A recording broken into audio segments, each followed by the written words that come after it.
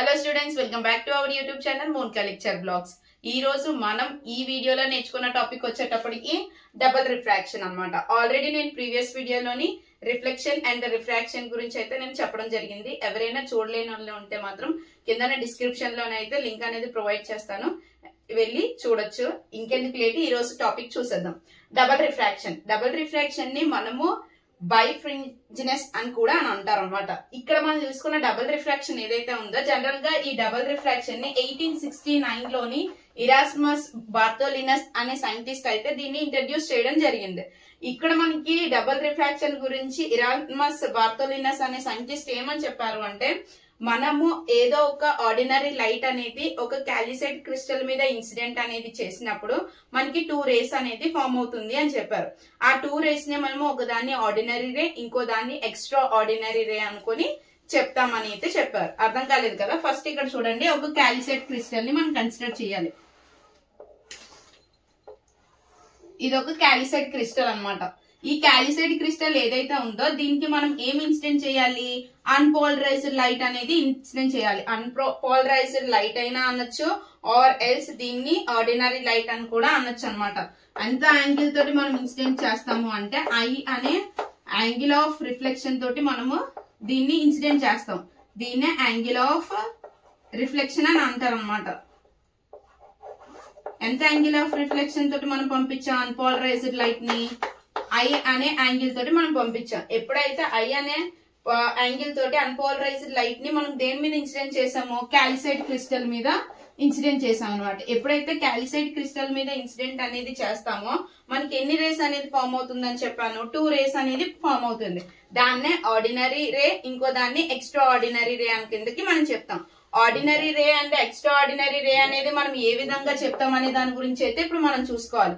ఇప్పుడు మనం చూసినట్టయితే ఆర్డినరీ రే అనేది ఎప్పుడు తీసుకుంటాం అనే దాని గురించి అయితే మనం మాట్లాడుకోవాలి. ఆర్డినరీ రే అనేది ఎప్పుడు తీసుకుంటాం అంటే, ఎప్పుడైతే ఆర్డినరీ లా ఆఫ్ రిఫ్రాక్షన్ అనేది ఎప్పుడైతే మనకి ఒబే అనేది అవుతుందో, ఎప్పుడైతే ఆర్డినరీ లా ఆఫ్ రిఫ్రాక్షన్ ని ఒబే అనేది చేసి మనకి దీని నుంచి వచ్చే వైబ్రేషన్ అనేది పర్పెండిక్యులర్ గా వైబ్రేషన్స్ అనేది జరిగి, క్లియర్, పర్పెండిక్యులర్ గా వైబ్రేషన్స్ అనేది జరిగి ప్రిన్సిపల్ యాక్సిస్ మీదుగా, అంటే ప్రిన్సిపల్ యాక్సిస్ పైన కాదు, ప్రిన్సిపల్ యాక్సిస్ గుండా మనకి ట్రావెల్ అనేది చేసినట్టయితే ఆ రేనే మనం ఏమని చెప్తాము అంటే ఆర్డినరీ రే అని చెప్తారు. అంటే ఇక్కడ మనం ఏం చెప్పాము? లా ఆఫ్ రిఫ్రాక్షన్ అనేది ఒబే చేయాలన్నమాట. ఒబే చేసినాక అది ఎలా, దాని యొక్క వైబ్రేషన్స్ ఎలా ఉండాలి? పర్పెండిక్యులర్ వైబ్రేషన్స్ అనేది జరగాలి. ప్రిన్సిపల్ యాక్సిస్ మీదనా, ప్రిన్సిపల్ యాక్సిస్ కిందనా?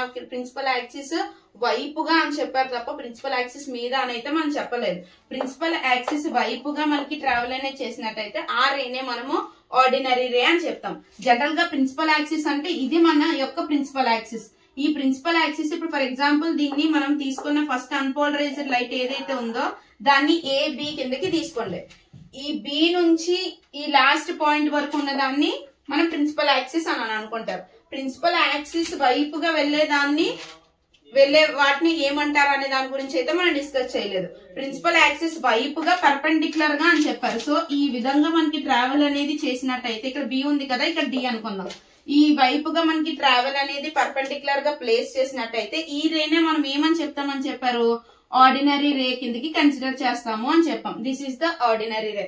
మరి ఎక్స్ట్రా ఆర్డినరీ రే అనేటప్పటికి ఏమని చెప్తాము అంటే, ఎప్పుడైతే లా ఆఫ్ రిఫ్లెక్షన్ అనేది డస్ నాట్ ఒబే, ఎప్పుడైతే ఒబే అనేది చెయ్యకుండా మనకి వైబ్రేషన్స్ అనేది ప్రిన్సిపల్ యాక్సిస్ మీదుగా జరిగింది అనుకోండి. ఈ విధంగా ప్రిన్సిపల్ యాక్సిస్ మీదుగా వైబ్రేషన్స్ అనేది జరిగినట్టయితే దీన్నే మనం ఏమంటామంటే ఎక్స్ట్రా ఆర్డినరీ రే అని చెప్తాం అనమాట. ఎప్పుడైతే ordinary ray and extraordinary rays అనేది అన్పోలరైజ్డ్ లైట్ మనం క్యాల్సైట్ క్రిస్టల్ మీద ఇచ్చినప్పుడు ఈ 2 రేస్ అనేది ఫార్మ్ అయ్యి ఆ 2 రేస్ కూడా ప్లెయిన్ పోలరైజ్డ్ అనేది జరిగినట్టయితే దాన్నే మనం ఏమంటాము అంటే డబుల్ రిఫ్రాక్షన్ అని అంటారు. క్లియర్? ఇప్పుడు చూడండి, ఇప్పుడు మనం తీసుకున్న దాంట్లోని ఇక్కడ మనకి 2 రేస్ అనేది ఫార్మ్ అయింది. ఒకటి బి నుంచి సి అండ్ బి నుంచి డి. దీన్ని ఎక్స్ట్రా అనేది మనము చేసినట్టయితే, ఫర్ ఎగ్జాంపుల్ ఇక్కడ నుంచి మనకి ఎక్స్ట్రా ఆర్డినరీ రే సి నుంచి ఈ వరకు ఎక్స్టెండ్ అవుతుంది.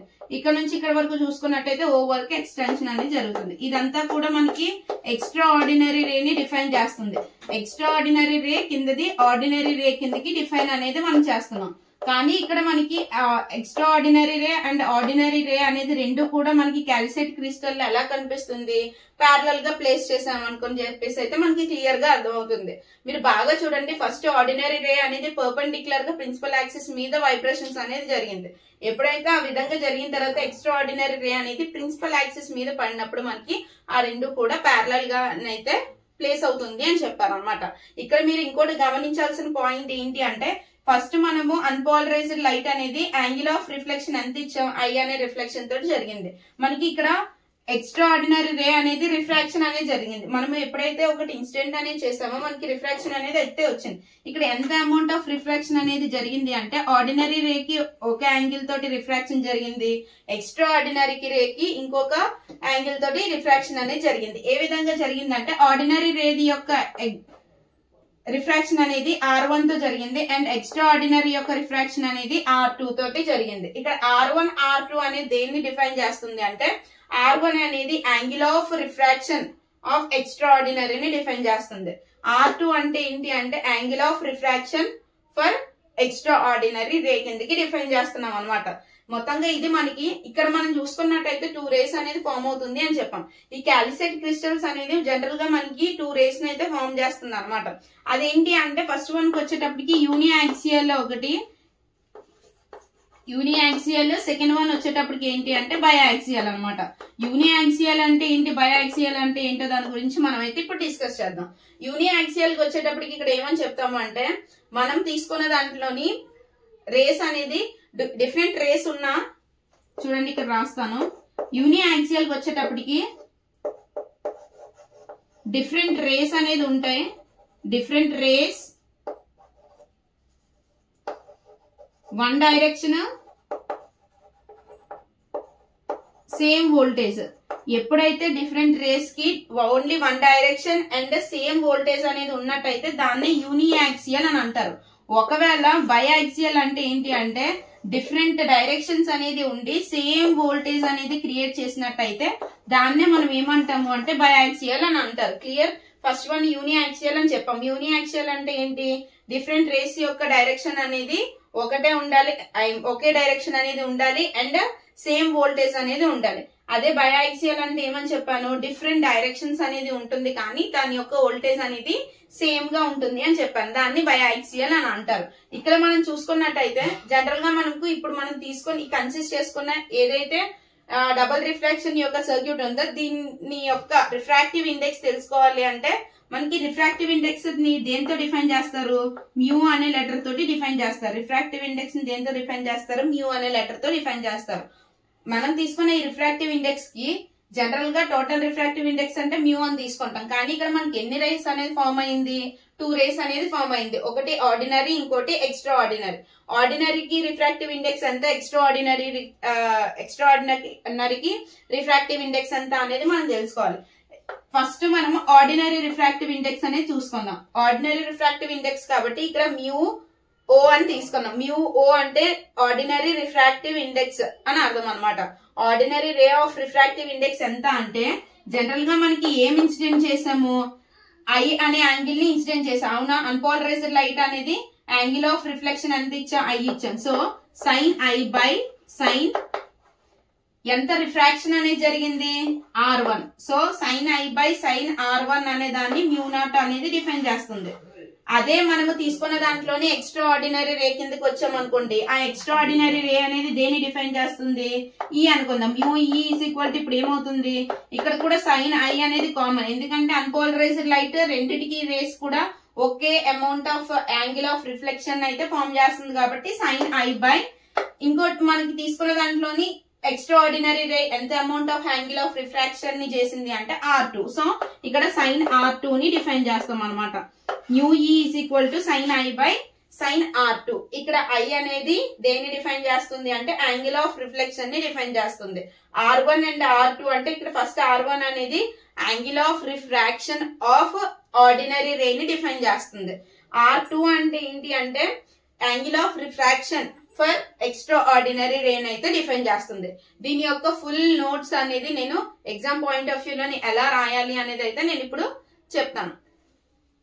Double refraction is the proposed by the Erasmus Bartholinus in the 1869. Double refraction is also known as the bifringence అని కూడా అంటారనమాట. ఇక్కడ when the beam of ordinary unpolarized light is passed through a calcite crystal, the refracted light is splitted up into the two refracted rays.